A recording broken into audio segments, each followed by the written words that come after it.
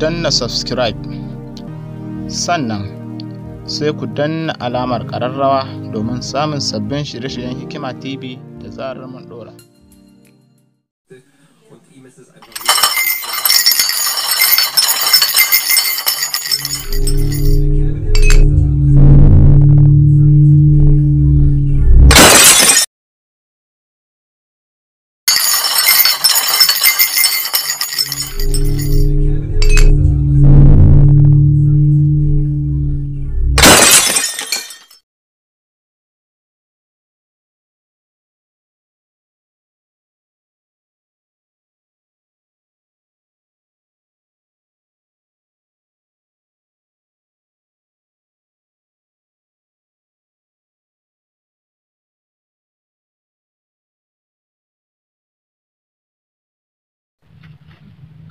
Jama'a assalamu alaikum wa rahmatullahi wa barakatuhu, barkanmu da sake kasancewa a wannan channel mai albarka Hikima TV.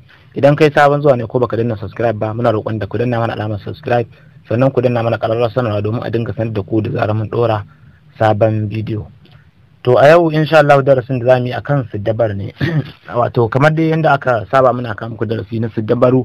Wato da aka ce Siddabaru mun riga da mun yi bayanin sa, amma dole mu yi ƙarin bayani akai. Siddabaru shine kamar haka, wani abu wanda kamar aka yi fa'ida ko wani abu wanda kuna ganin sa a fina-finai, sai ku dinga ganin mamaki, kuna ta mamakin yanda aka kuga kamar mutum ya rabe biyu, ko kan mutum ya cire, ko an yanka mutum, ko wani abin kuga kamar da gaske ne. So wannan duk ba da gaske bane, duk Siddabaru ne da ake. To kamar yadda suke yi a kwamfuta da sauransu, to insha Allah akwai kuma hanyoyin da ake yi a waya ta hanyar amfani da application mai suna Kayan Master. Shine muka dauki nauyin kawo muku shi duk sati ko kuma duk lokacin da muka samu dama muke kokarin koyar da ku wannan Siddabaru. Saboda haka da fatan kuna jin daɗin kasancewa da mu. Don haka yau darasin da zamu yi na Siddabarun wanda zamu kawo muku yau shine Siddabar na yanda mutum zai na kamar yana alamun tsafi ko wani abin, amma ba tsafin bane, kar ku dauka wai tsafin ne, haka dai kawai editing ne dai za a ce. To kawai shine dai Siddabar na yanda za ku ga mutum yana dan wani abuwa haka da hannunsa, sai wasu kwanuka suna motsi su daga su sama, kwanukan su yi sama kamar yadda na nuna muku a baki ne su zubo. To yanzu mu je mu fara aiki. Da fara mu shiga application nan Kayan Master. In mun shiga already dama mun riga da mun dauka, misali mun shigo ta sai mu shiga wannan plus din kamar haka, sai mu shiga media. Idan mun shiga media to sai mu je mu folder da muka yi daukan camera kenan, folder camera wanda muka yi daukan. To sai mu shige ta, sai mu je mu yawa. So waɗannan su ne daukan da muka yi, wannan kamar wannan, sai mu danna mu buɗe shi misali.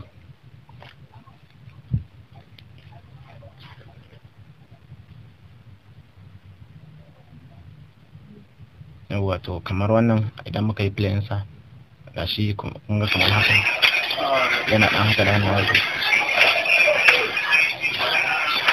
yana yi. To bari mu kashe sound din nasa, gashi mun kashe, in yi play din sa gashi nan haka. Yawa to yanzu kuna gani, sai mu shiga media. Idan mun shiga media, dama na ajiye muku link din shi wannan kwanukan kenan, su ma dauko za ku ga, ajiye muku link din sa description ko comment na farko, dukkan su za ku iya samu anan. To za ku, bayan kun dauko sai ku shiga media, sai ku dauko wannan link din da kuka dauko, wannan abin da kuka dauko kenan na kwanukan nan. Misali waɗannan, so wannan ba kwano bane. Misali mu shiga media ko mu shiga layer, mu shiga media, mu je folder da muka ajiye shi. Yawa ake tunanin ana yake, yawa wannan shine. To sai dai kuma ya yi girma, da haka bari mu sanja wannan bidiyon ba yi nan da muka dauka din ba. Sai mu koma media din, kada ku damu, sanja bidiyon muka yi, ba shi ne ainihin wanda muka dauka din ba, ba shi ne wanda yake da dan tsayin ba. To in ke tunanin wannan ne, so shi ma ba shi bane, bari mu goge shi.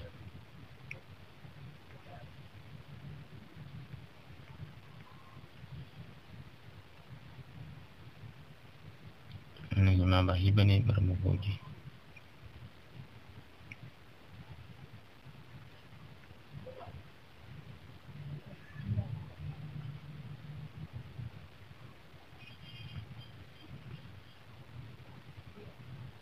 Akwai wani wanda muka dauka ne mai dan yawa, yana da yawa sosai, saboda ainihin, amma ba matsala. Yanzu bari kawai in yi amfani da kowanne in ya so.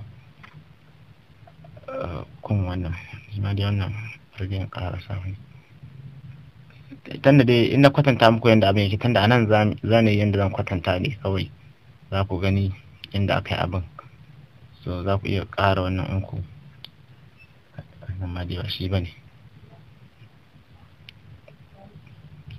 To ba mamaki wancan in ko ban yi sai ko na goge shi dai ko makamantan, amma ba matsala, kawai bari a yi da wannan. To sai ku ɗauko hoton kwanukan wannan kenan, sai ku ɗan tsuje, kun taɓa hoton kwanukan kamar haka, sai ku yi duba nan, ku duba inda aka rubuta chroma key kamar nan, sai ku yi enable ɗinsa ku cire shi. Bayan kun cire sai ku ɗan seta wannan alamun koren ya ɗan fita, yanzu sai ku dawo da daidai koren wannan, ku ɗan yi ƙasa da shi, ku ɗan zoom ɗinsa dai haka, sai ku ɗan yi haka, kun ga zai fito kamar yana ajiye a ƙasa ne misali. To misali ku ɗan shiga ita chroma key ɗin, ku ɗan yawwa kamar haka kenan. To yanzu ku gwada play ku gani misali. Sorry, bari mu kashe bolin misali.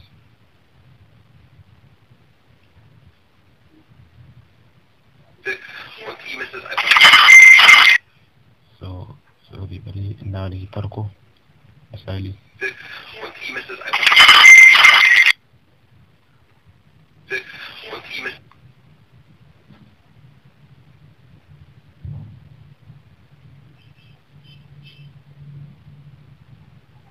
Alright, kai bolin yawa misali.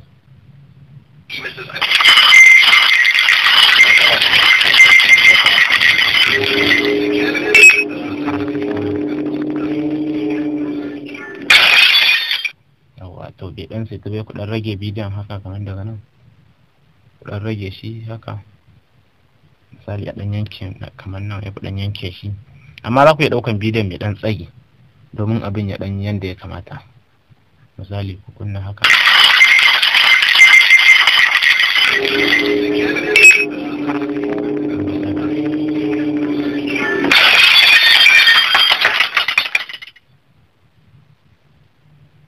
za ku sai ta ne daidai yadda ya kamata. So nan tunda tutorial ake, misali ke koya muku yadda ake yi, to da kanku za ku iya sai ta yi. Wannan ce aka tana da ƙarfi wanda take da ainihin yawa, wanda ɗaukan da ni ya goge ne kuma ga na.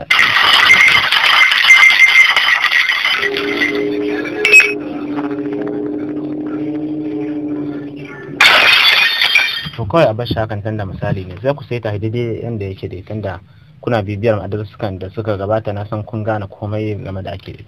Amma wai wannan koren da muka sa, wannan na koren yadin nan ko kyallen nan, ba wai dole sai kun yi amfani da shi ba. A mu ma wannan mun sani as kamar background, saboda wajen ya dan yi haske ne, shi yasa muka sa wannan koren. Amma ko ina za ku iya daukan, saboda haka bayan kun yi sai ku danna nan, idan kun danna sai ku yi exporting sa kamar yadda aka saba, sai ku yi save din sa. To da fatan dai kun fahimci darasin yanda ya kamata. A ƙarshen wannan darasi kenan, yanda za ku yi siddabaru ku daga kwanuka da hannunku. Yanzu gashi nan mun kammala, saboda haka wannan shi ne ƙarshen wannan darasi. Mun gode.